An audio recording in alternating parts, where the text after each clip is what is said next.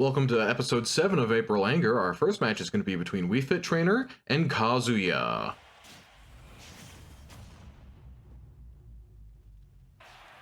Going to be on Pokemon Stadium for this one.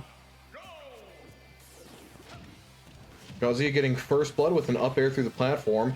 A little bit more difficult of a move to hit. Kazuya is definitely a very grounded character. And I don't mean like emotionally grounded. In fact, I'm pretty sure he's the complete opposite because he got thrown off a cliff. I want to say as a child, but he might have been a teenager or possibly a man. A full-grown man, I mean. Like, he's obviously been a man the whole time. Going for the up smash that's not able to hit Wii Fit Trainer. Very brutal throw angle. Wii Fit Trainer is able to make that back. Standing her ground, landing a forward smash. And Kazuya gets the first kill by the ledge. Kazuya being a very heavy-hitting character. Couple of dash dances, and he does get a... I was going to call it a simple combo, but now Wii Fit Trainer's at 80%, and that is a lot of damage to be put at this fast. Wii Fit Trainer trying to go for the up smash, but Kazuya teched away. In general, whenever you're tech rolling away from the opponent, if you tech in place, you're hoping to get up faster, but that your opponent isn't trying to attack where you currently are. It doesn't get more difficult on a platform, because if you tech roll towards the ledge, your character stops at the ledge. So if you're already very close to the ledge and you tech roll to it, it effectively cuts off one of your options. Kazuya going down low, gets hit by the Wii Fit Trainer down tilt, air dodging to the ledge. Wii Fit Trainer looked like it was trying to go for a down air off stage, but I guess she wasn't able to, I want to say commit, but then she just charged her projectile. It is a pretty great projectile. Very spammable because it actually heals you a very small amount. So even if your opponent dodges it completely, you are effectively gaining a percentage differential on them. Full Sun Salutation.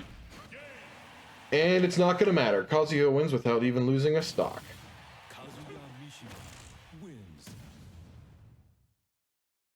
For our next match, we're going to be having Dr. Mario against Sephiroth.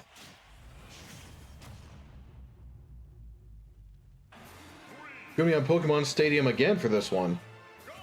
Pokemon Stadium 2. This isn't the first Pokemon Stadium stage in the Smash Brothers series. Dr. Mario with a great air dodge to ledge actually got him out of Sephiroth's punish there. Using an air to get out of the combo. Sephiroth has a lot of range, however he doesn't have fantastic frame data. Dr. Mario making it back, believe it or not. Kazuya now in danger, that's what, or at least the game decides he's in danger because he got his one wing.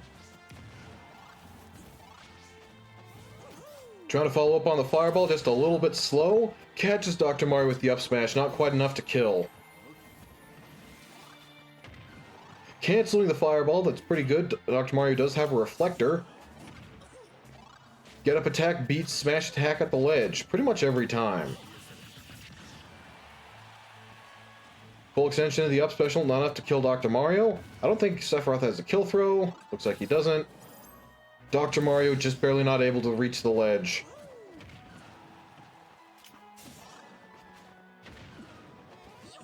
Sephiroth needs to land. He doesn't land using a down air. I'm surprised of his mental fortitude. Every Sephiroth I've seen almost always lands with the down air.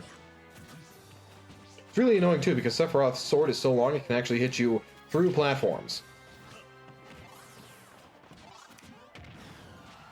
Up air, not gonna kill. Dr. Mario's up air actually can kill, but it normally needs to be facing the right direction. Across the stage is also not going to kill. Dr. Mario's taking a while to get this kill, but he's also not taking too much damage, so he's actually not too far behind.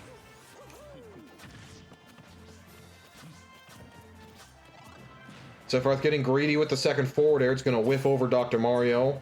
Up smash comes out just a little too slow. Without the one wing, he doesn't have... I want to call it super armor. It might just be armor. It's weird because it's more of a technicality.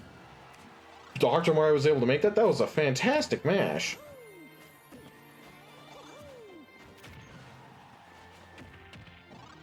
Dr. Mario was just showing Sephiroth the works for his second stock. He's completely auto-healed. Okay, he did start to take damage with that combo. But that might just be extra damage for him to auto-heal. Sephiroth being one of the lightest characters, and Dr. Mario hitting very hard, means that Sephiroth needs to avoid any hefty punishes here. And Dr. Mario's up special comes out incredibly quickly.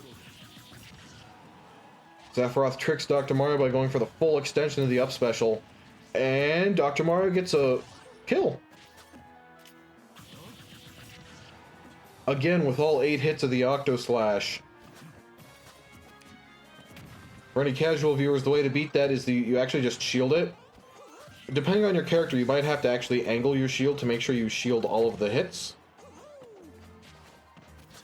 But the Octo Slash extension of the Sephiroth up special, since he can do the quick version that only does 1 slash, or the Octo Slash version that does 8 slashes, the long version does not snap the ledge until all the slashes come out. So you can get some damage on the opponent, but also if they expect it, they can shield it and then smack you back off stage. Forward throw. Dr. Mario makes it back, not getting hit by a 2-frame there. And again, Dr. Mario recovering with the Dr. Tornado, just a little bit better than I would expect a human to be able to do it. The amiibos do have a very good mash, which I would sort of expect from a computer AI opponent, that if they were not able to mash a button incredibly quickly, they would just be disappointing at this point, I guess. One of the advantages they have to kind of put them on more equal ground with human players. Dr. Mario catching the landing. Gets his tech roll red, but he doesn't get hit by the counter. Recovering back with the tornado as well, getting a lot of damage on Sephiroth. Not getting hit by the counter. Back throw is barely enough to kill Sephiroth, apparently. Might have clipped the blast zone with his one wing. Which means Dr. Mario is going to be moving on.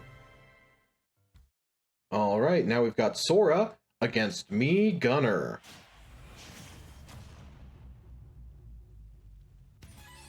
Gonna be on Kalos for this one. Wide open stage, normally beneficial for projectiles. Sora, however, is incredibly floaty, so you shouldn't really have a problem jumping over them.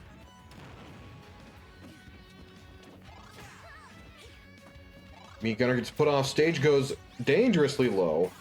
Does not die off of it, though. Possibly saving Sora's life there. He might not have been able to grab the ledge. It was pretty close. So if he was able to, I would totally understand. However, these amiibo are known more for their unfortunate self-destructs than their miraculous recovering to stage. Also, their footstools. They get a lot of footstools. You haven't gotten too many this year, but they certainly get more than most normal humans.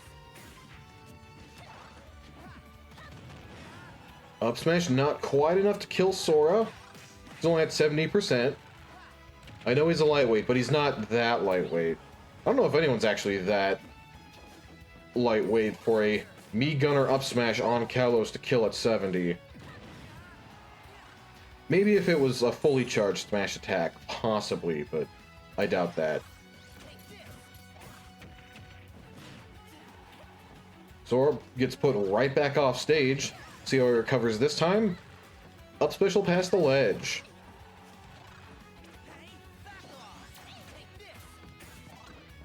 Interestingly enough, in this match, Mii Gunner seems to have a high enough reaching recovery that Mii Gunner can actually challenge Sora somewhat off stage. Normally that would be Sora's territory, so to speak. But Mii Gunner doesn't particularly seem to mind. Even going for a spike there, it got beat out. Down smash at the ledge is going to send Mii Gunner backwards off into the blast zone.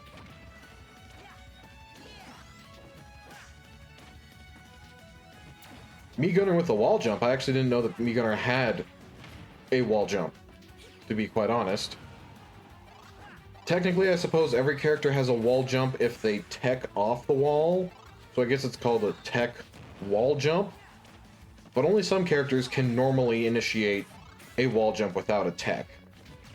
So basically, only some characters can wall jump without an assistance from their opponent. Sora surprisingly not getting directly punished for his side special. It is laggy at the end. That's normally why you see people go for the homing version, so that it always hits the opponent on their shield, giving Sora more time to not get punished.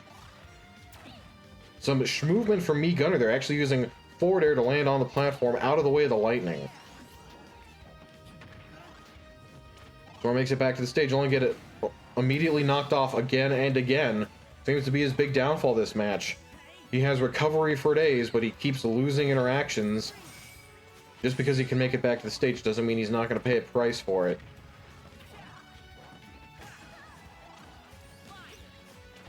Mii Gunner showing us that they have a reflector, which I had quite honestly forgotten about. Would have been a little useful against some of those fireballs earlier. Though there is something to be said against certain characters, not every character, but if your opponent has a projectile they use not all that often, and it's very strong, it can be very valuable to leave your reflector towards the end of the match and not let your opponent know that you have one. Or at least make them think that you forgot about it until you can get the round-winning kill. However, against some characters who have very spammable projectiles, you normally want to be using it the whole match. Because otherwise your character has to deal with a bevy of projectiles that they're supposed to be dealing with their reflector. Mii Gunner gets frozen, mashes out immediately. That might possibly be a poor usage of warding because the freeze mechanic is a little more complicated than that. More complicated than we're going to be getting into in this video. And possibly ever. I don't know if I'm going to be doing deep dives ever on a specific mechanic to Smash Ultimate. Especially now that with the Switch 2 being out, it's probably only a matter of time before another Smash Brothers game makes its way into existence. Maybe it's Smash Ultimate Plus, or it's Smash Ultimate Ultimate. That would be hilarious, but don't think they'd call it that. But that's no guarantee, that's just speculation. Mii Gunner getting a spike on Sora. That's gonna end off the match. That brings us to Zelda against Meta Knight.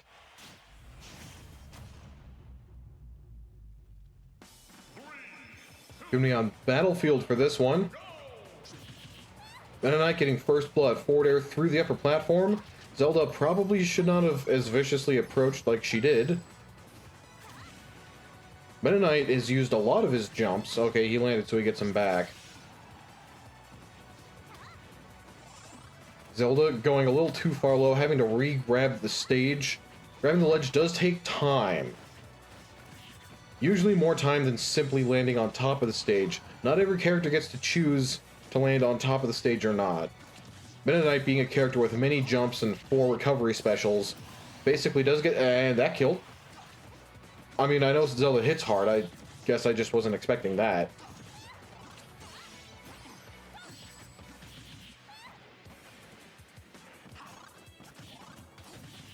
Meta Knight only landing 2 hits of the forward tilt. Interesting. Normally the third hit's guaranteed if you hit the second one. Zelda air dodging instead of using Forora's Wind to get back to the stage. A move which she's never actually had in any of the games, but she needed some sort of moveset, so they grabbed it from Ocarina of Time.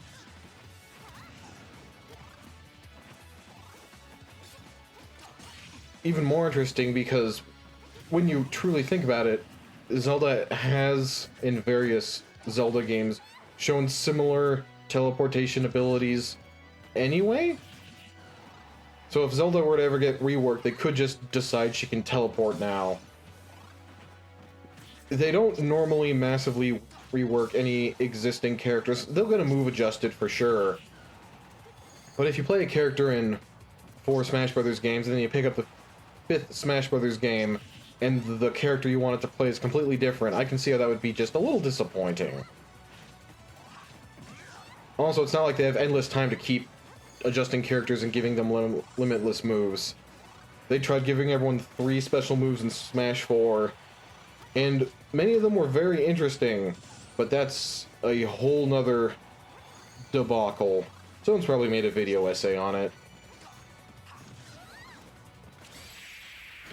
Lightning kick sweet spot, that's going to finish off the match for Zelda. Well, it's also going to finish off the match for Meta Knight, but Zelda's the one who won. And on the right half of the bracket, we have Byleth against Snake.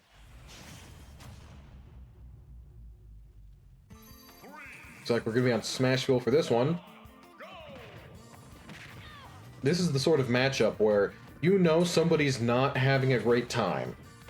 I can't tell you who for this one, but Snake being a generally annoying character for a whole bunch of explosive projectiles he has, and Byleth usually being an annoying character because of her massive range and just enough power to make her effective. Also, her neutral air comes out way too fast for a character as slow as she is. That one of these characters you just know is not going to be having a great time, and it looks like the character who's suffering might just be Byleth. Snake's Nikita is very good for edge-guarding opponents off stage, and one of Byleth's strengths about her recovery is that she can actually grab onto opponents and jump off of them, but she cannot grab missiles and jump off of them. Which I guess most people can't, and it should come without any surprise. Side special barely killing Snake off the side of the screen, unable to land the C4. Snake getting the forward smash, but only hitting Byleth's shield with it. It does fine shield damage for being a forward smash, but normally, because it comes out so slow, it actually has a lot of knockback. He is effectively launching a missile at his feet, and you do expect missiles to hurt. Great parry from Snake there. Trying desperately to follow up with some sort of combo or pressure on Byleth. Getting a little bit, actually not taking any damage, so I suppose it's successful.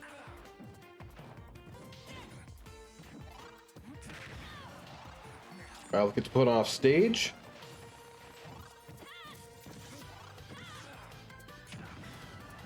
Byleth deciding 2 up tilt is enough and then getting kicked in the head. Strangely common in this tournament. Snake with down tilt, a down air that I don't think ever could have actually hit Byleth. Snake going low, not getting hit by Byleth's down air. It's a very strong move, and it has a spike hitbox on it.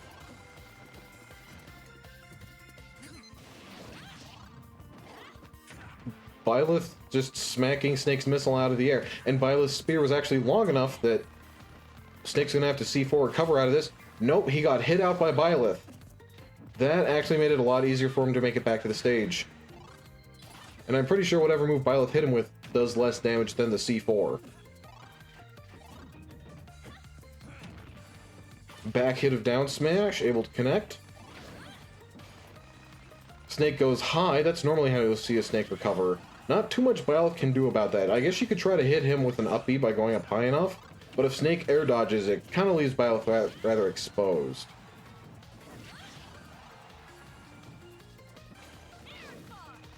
Snake avoiding the 3rd side special, but not the 4th. Or the 5th. Snake is just getting hit by... Well, he's just getting hit by a move and then smacked to the other side of the stage, and then he has to recover. A vicious cycle to be in.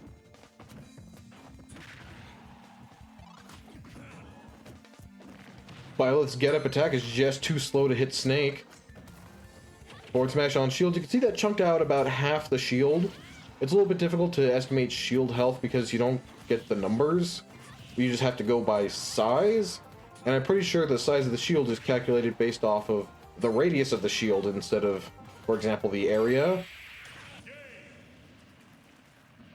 Apparently that was close enough to the blast zone to kill Snake immediately. Byleth takes the match. For our next match, we're going to be having Link against Joker.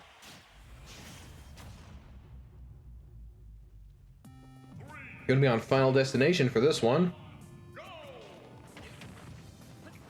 Joker rushing it immediately. Most of these amiibo actually rush in immediately. It's actually rather good for the sake of the tournament, since amiibo who viciously camp out and never engage would not be a particularly good viewing experience. And also I think it's a symptom of their training, in that when you first train an amiibo, it takes a little bit to get their levels up. I suppose you can try to fill them up with spirits, but that comes with its own risks. So normally as you're training them, you have to attack them for them to learn certain moves. And as a result, it's actually easier to teach them particular moves at the beginning of their training. For example, if you have a character who you want them to use their up smash a lot, then you pick the amiibo, the character that the amiibo is, and you hit them with their up smash a lot, and the amiibo naturally picks up on, I've been hit by this move a lot, it must be a good move. Specific mechanic they put in there so that you can influence an amiibo's behavior. Well, I'll just say that it's a lot easier to hit a level 16 amiibo with an up smash than it is to hit a level 49 amiibo with an up smash. So if you have a couple particular moves like that, you want to, well, it's usually easier to instill that in early. It also can help with the training, because once an amiibo knows what move they can use, they'll start to use it as well, and that will adjust their internal values as well. Up smash is going to take the first stock. Joker's going to start running out of Arsene soon, and Link's sword hits really hard, which is a little weird because normally you'd expect it to slice through people. This is, however, a game suitable for children, so they're not going to be showing Link lopping limbs off of people. Funny enough, in most of the Zelda games, at least the ones with high enough fidelity graphics for you to actually see what Link is doing with his sword, normally he just knocks enemies away as well. Sometimes he'll cut a vine or possibly some sort of like tentacle. But yeah, normally he just smacks opponents with a sword, kind of as if he's hitting them with a, I don't know, like with a large stick. It will clearly hurt the opponents, but they normally just get knocked away instead of sliced, or any internal injuries, I guess, that you would expect.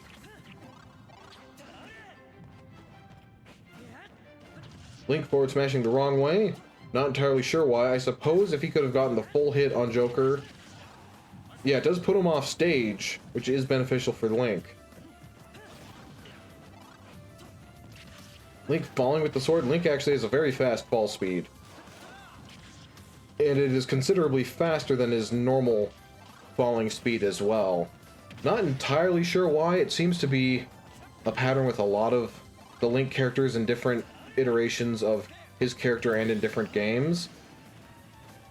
If anything, I can only guess it's to make it so that Link's down air can bounce off of opponent's shields, but if you hold fast fall, then it will no longer bounce against it. It will recoil against their shield, but Link will land on the ground instead of bouncing back up into the air. It's interesting, though, how much of Link's character is affected because of that one decision. Air dodging into Joker, usually a pretty risky sort of situation to be on. And it looks like Joker must have gotten his double jump stolen because he was not able to make that back. And without Arsene, I guess he was just out of luck. Alright, next we've got Kirby Smash Bros. Against Ryu.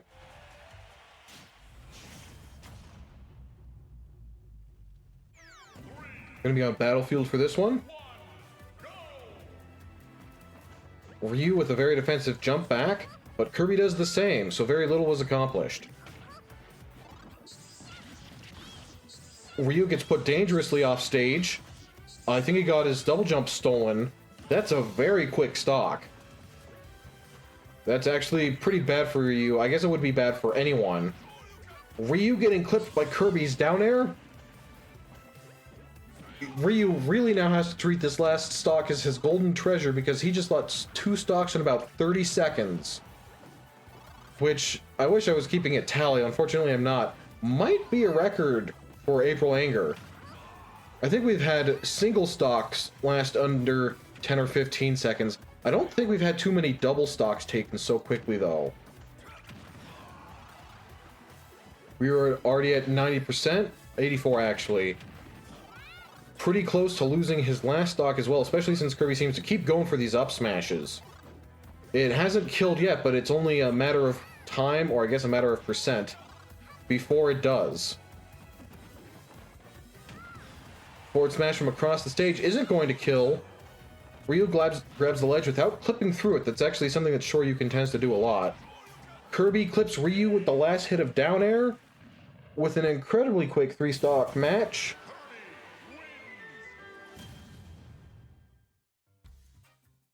And for our last match of this episode, we're going to be having Incineroar against Bowser.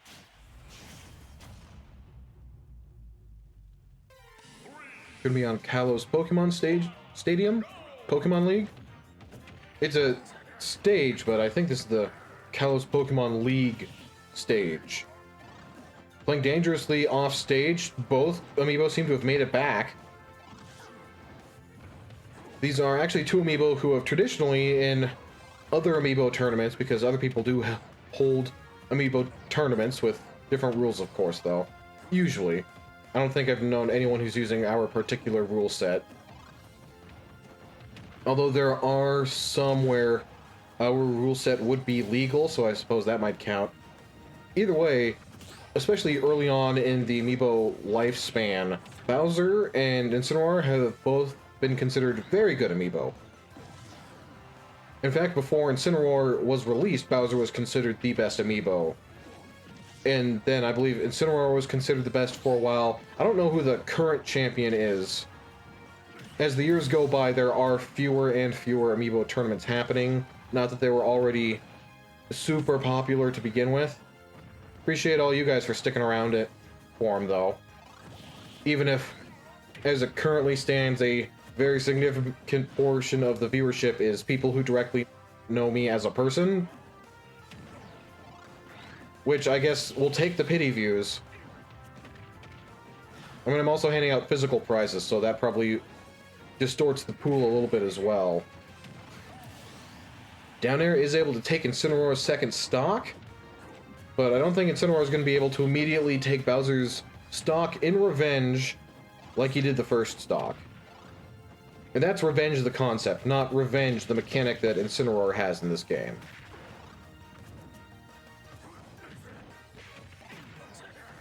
Puts Bowser off stage, goes for the spike, not able to land it though.